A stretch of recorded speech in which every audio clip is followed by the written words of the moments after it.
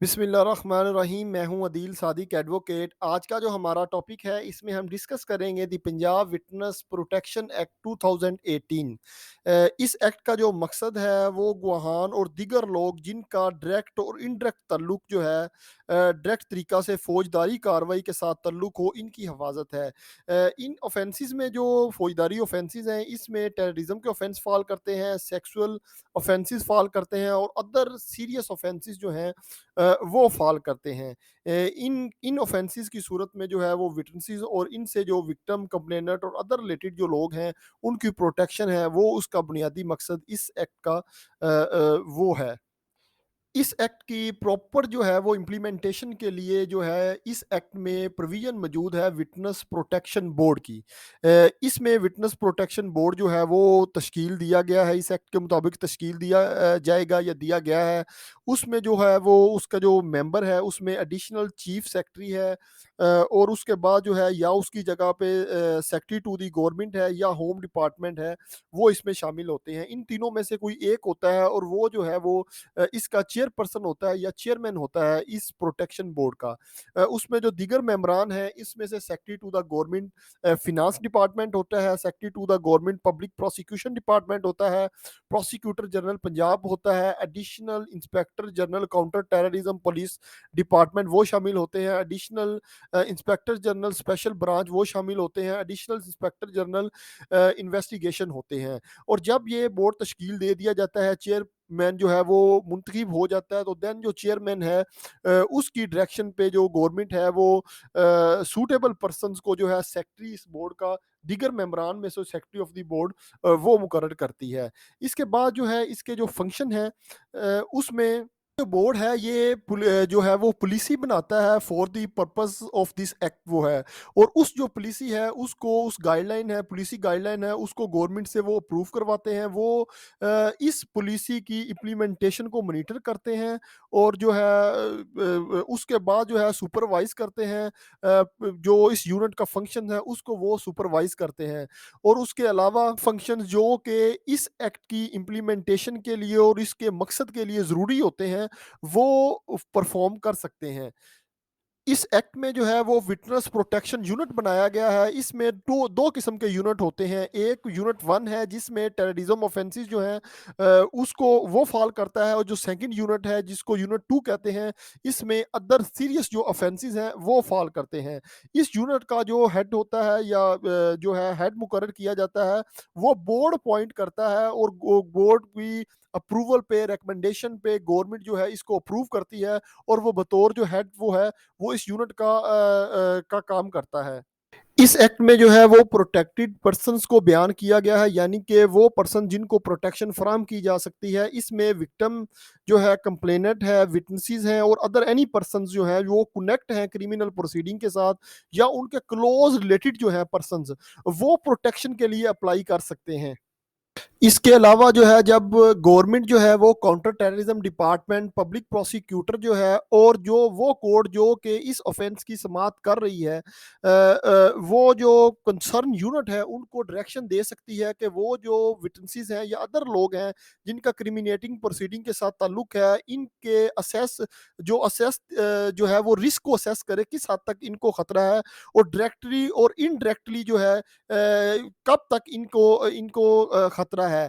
तो यूनिट है वो इस डायरेक्शन के बाद जो है वो फॉलोइंग मैटर्स जो है उनको कंसीडर करता है रिस्क को काउंटर करने के लिए। सबसे पहले तो वो प्रोफाइल को देखता है, जिस पर्सन के मुतालिक जो है वो डायरेक्शन दी गई है, या गवाह है वो या कंप्लेनेंट है, उसकी प्रोफाइल को चेक करता है, वो किस तरह का आदमी है, किस नेचर का आदमी है, किस लेवल पे है, जो फाइनेंशियल लेवल है या उसका पॉलिटिकल है। इन तमाम चीज़ों को वो जो है वो असेस करते हैं। उसके बाद जो उनको थ्रेट है उसकी नेचर को और उसकी ग्रेविटी को वो असेस करते हैं कि किस हद तक इनको खतरा है। और उसके बाद जो थर्ड चीज़ होती है वो इन थ्रेट को एलिमिनेट करने के लिए, इस रिस्क को रिड्यूस करने के लिए जो मैक्सिमम स्टेप करते हैं या करने चाहिए, वो रिपोर्ट पेश करते हैं।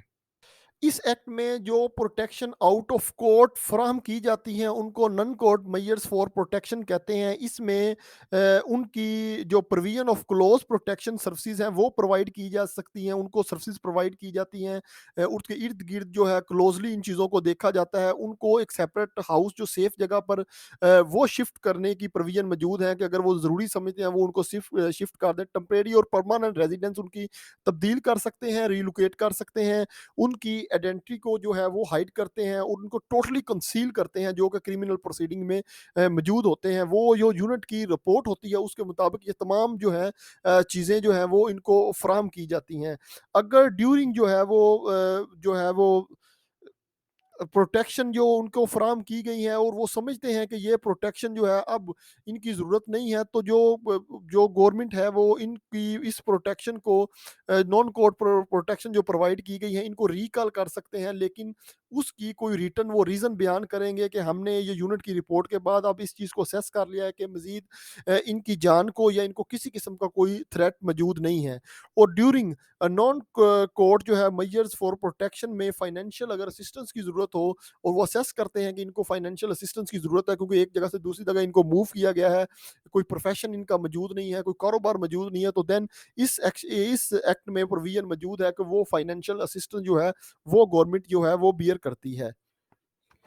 इस एक्ट में जो है वो बवक़्त शहादत है वो असिस्टेंस जो है वो विटनेस को प्रोवाइड करने की प्रोविज़न मौजूद है। ये अक्यूज़ के अलावा जो है दीगर लोग जो क्रिमिनल प्रोसीडिंग में डायरेक्ट इनडायरेक्ट कनेक्टेड हैं, उनको जो है वो विद डायरेक्शन जो है वो असिस्टेंस प्रोवाइड की जा सकती है। इसमें वो शख्स शामिल है जो शहादत देना चाहता है और उसकी शहादत केस के लिए बहुत ही ज़्यादा इम्पोर्टेंट है, लेकिन उसकी जान को वो समझता है कि मेरी जान को खतरा है, मेरी प्रॉपर्टी, मेरी फैमिली को खतरा है, तो देन उसको असिस्टेंस दी जा सकती है। ऐसा विटनेस जिसकी एज जो है वो 16 साल से कम हो, उसको असिस्टेंस फराहम की जा सकती है।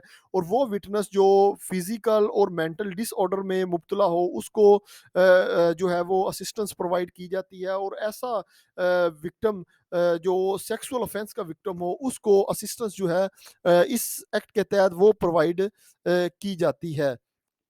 जब ये असिस्टेंस प्रोवाइड की जाती है तो कोर्ट कुछ फैक्टर है जिनको वो कंसीडर करता है। इसमें जो है पर्सनल सर्कमस्टांसिस ऑफ द जो विटनेस हैं, उसमें उसका ओपिनियन और बिलीफ शामिल होता है। बिहेवियर ऑफ द अक्यूज उसको देखा जाता है, उसकी फैमिली को देखा जाता है, उसके जो एसोसिएट्स हैं उनको देखा जाता है और अदर पर्सन्स के साथ जो उसके मामलात हैं उनको देखा जाता है। उसके बाद जो ऑफेंसेस हैं उसको भी देखा जाता है, उसकी नेचर को, सर्कमस्टांसिस को, किस तरह ये ऑफेंस हुआ, किस सर्कमस्टांसिस में ये ऑफेंस हुआ, इन तमाम चीज़ों को while granting the assistance to the witness ये कोर्ट इन तमाम चीज़ों को देखती है। और उसके बाद जो है जो यूनिट की रिपोर्ट आती है regarding the gravity of the threat to the witness उसको भी कंसीडर किया जाता है।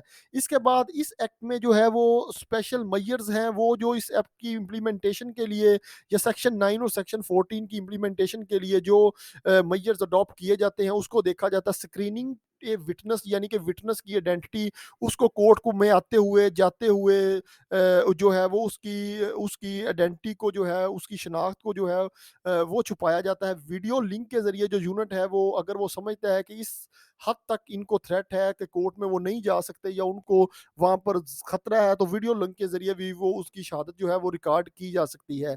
अगर वो कोर्ट में मौजूद हैं तो दीगर कोई शख्स जिसका डायरेक्ट या इनडायरेक्ट तौर पर कोर्ट प्रोसीडिंग के साथ ताल्लुक ना हो, उनको कोर्ट में बैठने की इजाज़त नहीं होगी।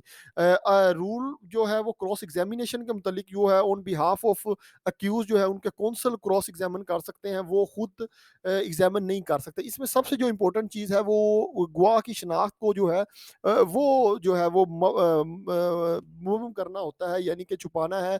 तो उसको आर्जी तौर पर शनाख्त प्रोवाइड की जाती है कि उसका नेम और उसकी तमाम चीज़ें, और रिकॉर्ड में भी वो आर्जी तौर पर तमाम चीज़ें की जाती हैं। लेकिन इसमें जो अक्यूज़ के राइट्स होते हैं, जहाँ पर उसकी शनाख्त को ज़रूरी होता है, यहाँ पर ऑफेंस इस तरह का होता है कि विटनेसेस का ज़ाहिर होना ज़रूरी है, तो ये चीज़ें भी कोर्ट कंसीडर करता है। इसमें जेल ट्रायल की भी जो है वो तरीकाकार मौजूद है। अगर यूनिट रिकमेंड करे कि इसका जो ट्रायल है वो जेल में होना चाहिए, कोर्ट में सेफ नहीं है, तो देन उन मुलजमान का ट्रायल जो है वो जेल में किया जाता है। आज का हमारा टॉपिक यहाँ पर ख़त्म हुआ। पेशेंट हेयरिंग के लिए आप सबका बहुत बहुत शुक्रिया।